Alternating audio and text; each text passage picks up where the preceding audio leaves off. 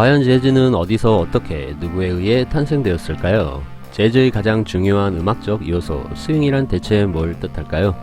재즈의 태생을 찾아가 보겠습니다.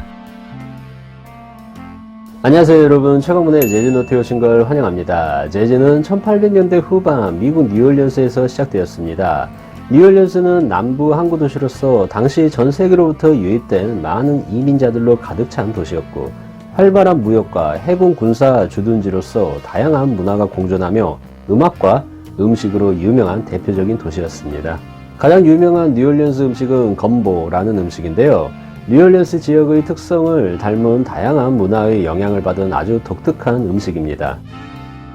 뉴올리언스는 프랑스인들이 처음 정착한 지역으로, 프랑스인들은 자국의 대표적인 생선 스튜인 블리아베스의 재료를 얻을 수가 없자 대체 재료들로 새로운 요리법을 만들게 되는데요. 원주민들의 향신료와 서아프리카로부터 끌려온 흑인 노예들의 오크라와 같은 채소, 독일의 소시지, 프랑스의 가지 등을 함께 넣은 새로운 음식 건보를 만들어냈죠. 갑자기 웬 음식 이야기냐고요? 재즈도 건보와 비슷한 방식으로 만들어졌기 때문입니다. 재즈 역시 뉴올리언스에 모여든 세계 각국의 다른 음식 문화의 여러 요소들이 함께 어우러져 만들어진 새로운 장르의 음악이었죠. 마치 건보처럼요.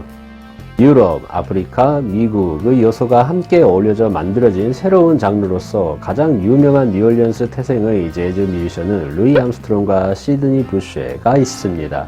당시 재즈라는 명칭이 없었고, 전기도 없었고, 라디오도 없고, TV도 없었고, 전화기도 없었으며, 물론 컴퓨터는 당연히 없었지만 당시 뉴올리언스에서는 모든 다양한 장르의 음악들을 라이브로 즐길 수 있었죠. 뉴올리언스에는 콩고 스퀘어라는 광장이 있었는데, 그곳에서는 아프리카 민속 탁 음악을 들을 수 있었습니다. 교회에서는 교회 음악을, 오페라하우스에서는 유럽의 오페라도 감상할 수 있었죠. 그리고 결혼식장과 장례식, 그리고 미시시피 강가의 유람선의 가판위와 거리에서도 마칭 밴드의 행진곡 음악을 1년 내내 들을 수 있었는데요.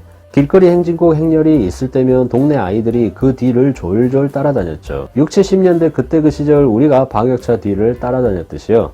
그 어린 아이들 중에는 루이 암스트롱이나 시드니 부쉐 같은 후에 위대한 음악가들도 있었는데요. 시드니 부쉐는 10살 때 이미 밴드에서 클라리넷을 연주했고, 루이 암스트롱도 13살 때 코넷을 연주하기 시작했습니다. 15살의 밴드 리더로서 뉴올리언즈에서 나름 알려진 마칭 밴드에서 연주하게 되었죠. 루이 암스트롱과 시드니 부쉐는 뉴올리언스 뮤지션들에게 재즈의 가장 중요한 요소인 스윙감에 큰 영향을 미쳤는데요.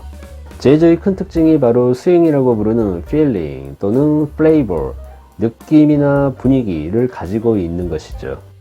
연주자 모두가 이런 느낌과 분위기를 조화롭게 잘 연주할 때 우리는 비로소 스윙한다고 표현하는데요.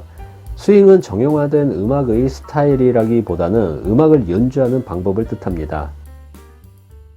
스윙은 음악의 장르나 구분을 나타내는 용어이기보다는 음악을 통해 자신을 표현하는 방법입니다. 어릴 적 처음 바흐를 연주했을 때 전 이렇게 연주를 했었죠.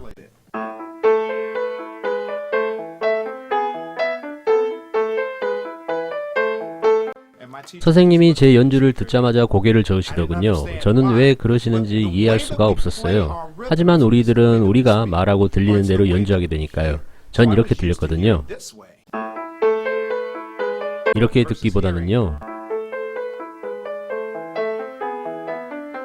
스윙으로 연주한다면 다르게 듣는 거죠. 이렇게요.